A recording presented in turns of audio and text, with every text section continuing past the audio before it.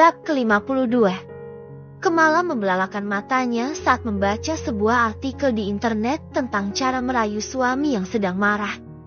Apa iya aku harus mengambil inisiatif lebih dulu? Gumam Kamala dengan pipi yang mendadak terasa hangat. Di dalam artikel itu, Kamala disarankan untuk merayu Abhian lebih dulu dengan membujuknya agar mau diajak tidur. Padahal selama ini, Abhianlah yang selalu memegang kendali dan mengajaknya lebih dulu. Artikel aneh. Buat malu saja. Kamala menyingkirkan laptop dari hadapannya. Tapi ia jadi teringat saat Abhian ulang tahun dulu. Bukankah ia pernah melakukan hal itu dulu? Dan hasilnya Abhian cukup terpukau dibuatnya. Tetapi sekarang Abhian sedang marah dan bisa saja ia menolaknya kan? Kalau Abhian menolaknya, bukankah hal itu akan membuatnya semakin malu? Apalagi sejak tadi pria itu hanya mengurung diri di ruang kerjanya. Sepertinya memang harus dicoba. Tak ada jalan lain. Katanya lelaki akan luluh bila ia sudah terpuaskan. Kamala memberanikan diri. Ia pun bangkit dan segera memoles dirinya dengan sapuan make up yang tidak terlalu tebal namun tidak juga terlalu tipis. Kamala juga memakai dress pendek yang memperlihatkan kaki jenjangnya yang terlihat indah. Dress dengan tali spaghetti yang membuat belahan dadanya terlihat. Kamala ingin tampil seksi di depan Abhian tanpa harus memakai lingerie. Ia membuka pintu ruang kerja Abhian dan melihat pria itu tengah mengetik di atas keyboard laptopnya. Raut wajah yang serius membuat Abhian terlihat semakin tampan. Perlahan Kamala pun masuk ke dalam ruangan itu dan menghampiri Abhian dengan langkah pelan. Mas Abi. Kamala memanggil lirih Abhian dengan suara manjanya. Namun Abhian hanya melirik sekilas saja pada Kamala. Ada apa? Selanjutnya ia kembali fokus pada pekerjaannya. Kamala mengatupkan bibirnya saat melihat ekspresi datar Abhian. Ia semakin ragu untuk memulai inisiatif ini. Mas Abi, aku mau. Kamala menjeda kata-katanya. Dia menjadi bingung sendiri harus berkata apa. Kedua pipinya berwarna merah dengan tubuh yang bergetar menahan malu. Abhian mengangkat wajahnya, ia menatap Kamala yang tersipu malu. Mau apa? Tanya Abhian masih dengan wajah tanpa ekspresinya. Dengan perlahan Kamala memberanikan diri untuk berjalan dan duduk di atas pangkuan Abhian. Apa Mas Abi masih marah padaku? Tanya Kamala. Dia menatap lekat wajah Abhian yang masih terkesan datar tersebut. Ia pun mengalungkan kedua tangannya di leher Abhian. Abhian malah mengalihkan pandangannya kembali ke arah laptopnya. Itu artinya pria itu masih marah kepadanya dan hal itu menandakan kalau Kamala memang harus mencoba mengambil inisiatif untuk mengajak Abhian tidur bersama malam ini. Apa Mas Abi belum ngantuk? Kamala mencoba memancing Abhian dengan suaranya yang dibikin manja mendayu. Aku masih ada kerjaan. Tidur saja lebih dulu. Abhian menjawab dengan dingin. Kamala menggigit bibirnya. Apa Abhian sudah tidak tertarik lagi padanya? Jika benar begitu, lalu dia harus melakukan apa lagi agar Abhian kembali tertarik padanya? Kamala pun menjadi risau karenanya. Mas, bolehkah aku menghiburmu malam ini agar kau tidak marah lagi? Kamala memberanikan diri untuk mengatakan itu. Menghibur? Dengan cara apa? Abhian mengangkat sebelah alisnya. Dengan cara seperti ini. Kamala mulai menurunkan tali dress spaghetti yang ia kenakan hingga bagian atas tubuhnya terekspos dengan indah. Abhian menyimak apa yang dilakukan oleh istrinya. Dia tampak santai dan hanya menyandarkan punggungnya pada sandaran kursi. Kamala membuka dressnya hingga kini ia hanya mengenakan pakaian dalamnya saja. Pipi Kamala semakin merona merah apalagi saat ia membuka kaos oblong yang dikenakan Abhian. Lelaki itu hanya menuruti apa maunya Kamala tanpa banyak bicara. Garis otot tubuh pria itu sangat keras dan seksi. Membuat darah Kamala berdesir. Abhian terus menunggu apalagi yang akan dilakukan oleh Kamala setelah ini. Ingat ya sayang, aku tidak mau melihat kejadian seperti kemarin lagi. Aku adalah pria pencemburu yang tidak mau melihat istriku berbicara dengan pria lain tanpa keperluan mendesak. ucap Abhian sembari menggosok punggung Kamala dengan sabun. Iya, sayang. Aku janji tidak akan melakukan hal itu lagi. Aku juga sudah mengatakan pada Raymond kalau aku adalah wanita yang sudah bersuami. Dan suamiku ini jauh lebih tampan dari dia. Kamala mencubit gemas hidung Abhian. Entah kenapa ia semakin mencintai Abhian dari hari ke hari. Sampai-sampai ia takut kehilangan lelaki itu. Bagus, kau memang harus mulai membentengi diri dari godaan lelaki lain. Abhian tersenyum senang. Sayang, maaf hari ini aku tidak bisa menjemputmu. Hari ini aku ada meeting dengan klien selesai kerja. Kamala membaca sebuah pesan masuk dari Abhian. Kenapa? Suami tanpamu tidak bisa jemput? Tanya Winda yang berjalan di samping Kamala. Kamala mengangguk. Mau aku antar pakai motor? Winda menawarkan diri. Tidak usah, Win. Aku pulang naik taksi saja. Ya sudah kalau begitu, aku ke parkiran dulu.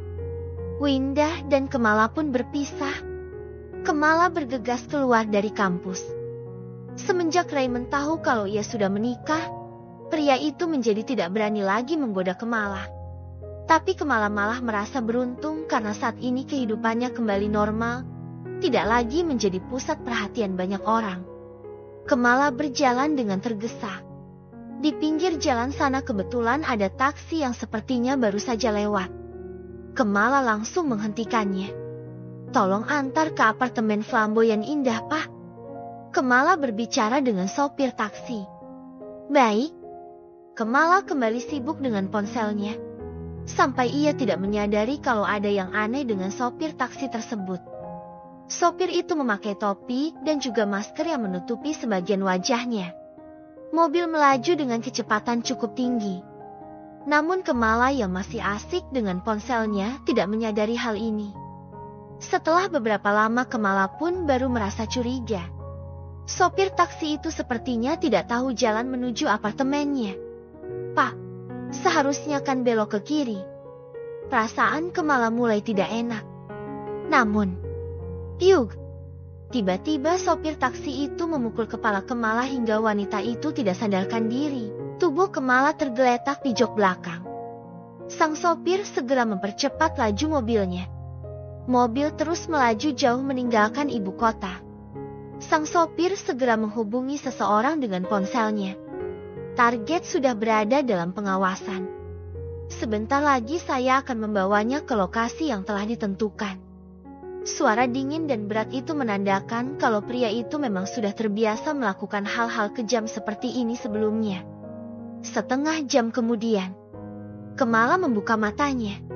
Ia sangat kaget dengan keadaan dirinya sekarang.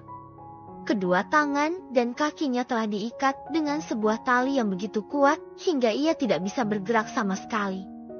Sementara itu mulutnya juga telah tertutup lakban hitam.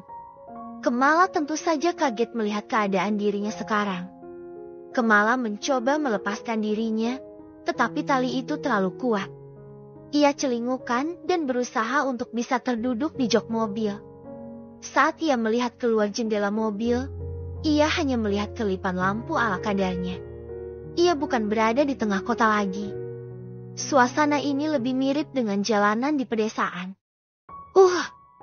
Kamala menendang jok belakang mobil dan mengejutkan pria itu. Diam, Nona. Jangan membuat kegaduhan. Suara sopir taksi itu terdengar dingin. Dia menoleh ke belakang dan memperlihatkan tatapan dingin misteriusnya. Kamala ingin menanyakan siapa dia dan atas dasar apa pria itu menculiknya. Tetapi, apa yang keluar dari mulut Kamala menjadi tidak jelas karena mulutnya yang tertutup lakban. Sekitar 1 jam taksi itu berjalan dengan kecepatannya tinggi. Kini Kamala menyadari kalau mereka berada di suatu tempat yang begitu asing.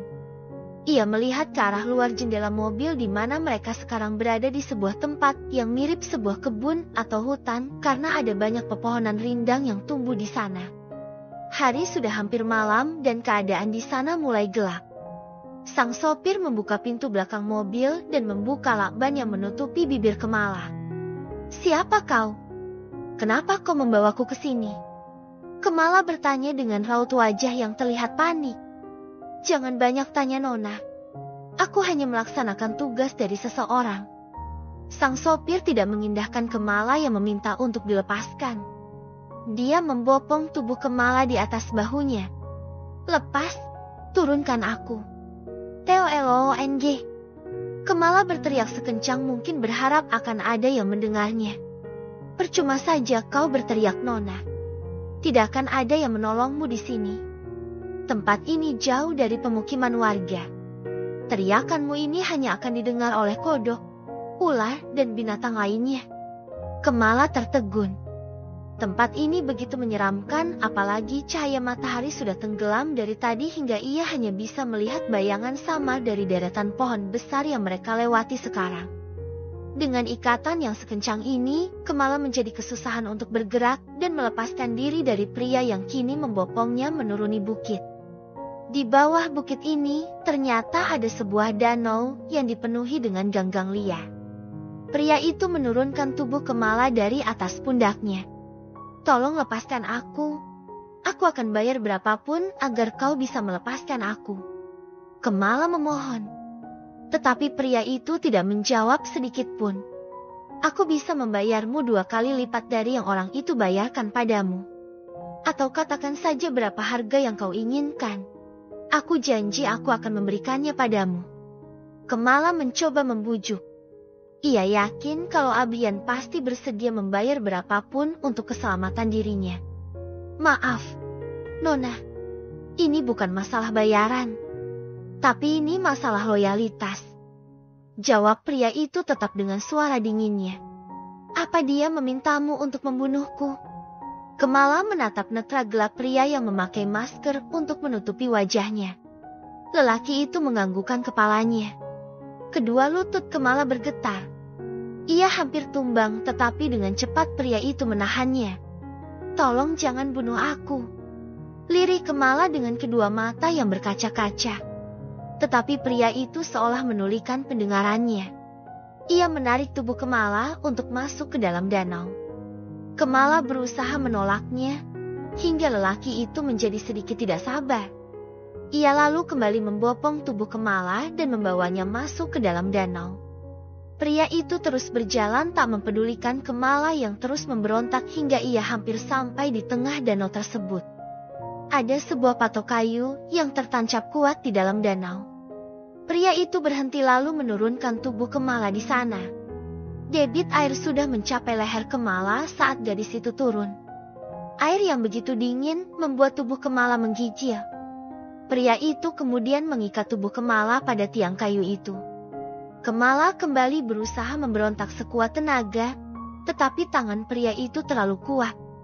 Semua usahanya sia-sia. Tali ini dan pria ini terlalu kuat untuk ia lawan. Ini akan menjadi tempat peristirahatanmu yang terakhir, Nona. Ucap pria itu dengan suara dingin dan aura mencekam dari dirinya. Ia seperti algojo yang siap mencabut nyawa Kemala. Tatapan dingin menusuk membuat Kemala hampir kehilangan harapan untuk bisa selamat dari tempat ini.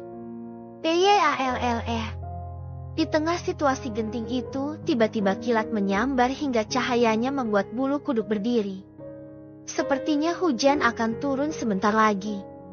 Langit gelap di atas sana telah tertutup awan tebal yang menghitam. Tuhan sepertinya telah menantimu. Pria itu menyeringai dari balik masker yang ia kenakan.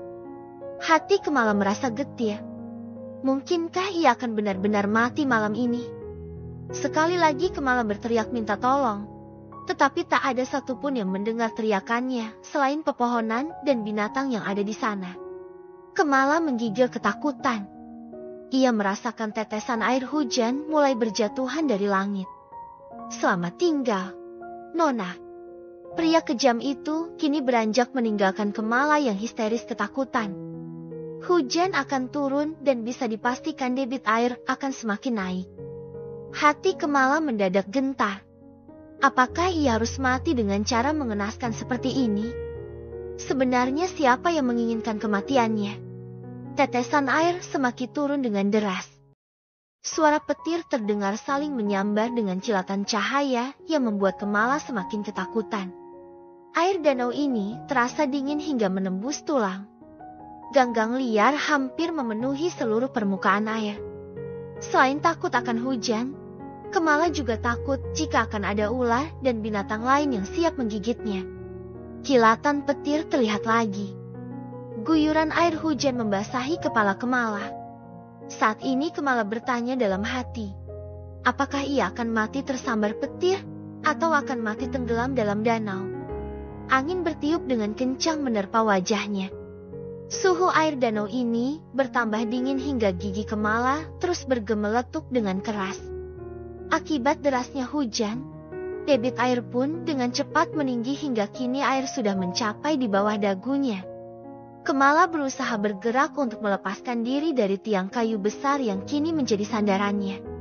Tetapi tiang itu menancap dengan kuat, hingga tak ada pergerakan sama sekali walaupun ia sudah mengerahkan seluruh tenaganya sekuat mungkin. Malam semakin menampakkan wujudnya. Kemala tak dapat melihat apa-apapun kalau tak ada petir yang menyambar. Di sekeliling tempat itu hanya ada kegelapan yang terlihat. Kemala semakin panik dan putus asa. Hampir tak ada lagi harapan hidup kalau tidak ada orang yang menolongnya saat ini. Ketidakberdayaan terus mengelilingi Kemala secara perlahan. Saat ini, Kemala terus memanggil nama Abhian untuk menolongnya. Tetapi pria itu mungkin tidak menyadari kalau ia telah diculik dan kini berada di antara hidup dan mati. Sementara itu di tempat lain, Abhian terus menghubungi Kemala. Tetapi gadis itu tidak bisa dihubungi membuat Abhian semakin cemas. Apa yang terjadi dengan Kemala? Tanya Abhian dalam hati. Ada apa, Pak? Rian menangkap kekhawatiran di wajah atasannya itu. Rian, apa kau bisa menyelesaikan sisa pekerjaan ini? Abhian yang terlihat cemas menatap Rian dengan tajam. Bisa, Pak. Tetapi ada apa? Tanya Rian kebingungan. Aku harus pergi. Ada hal mendesak yang harus aku urus. Abhian terkesan terburu-buru. Baiklah, kalau begitu cepat Bapak selesaikan urusan Bapak. Urusan pekerjaan biar saya yang tangani. Rian menyuruh Abhian cepat pergi. Setelah berpamitan dengan klien, Abhian segera pergi dari tempat meeting. Ia akan pergi ke apartemen terlebih dulu untuk memastikan keadaan Kemala. Tetapi sesampainya di sana, Abhian tidak melihat Kemala sama sekali. Pria itu kembali mencoba melakukan panggilan. Tetapi Kemala tetap tidak menjawab panggilannya. Ya, Tuhan, di mana dirimu? Kemala. Abhian mulai panik. Ia mengambil laptopnya dan mengecek sinyal GPS terakhir dari ponsel Kemala. Kedua mata Abhian membelalak saat mengetahui sinyal GPS ponsel Kemala sekarang ternyata letaknya cukup jauh dari apartemen.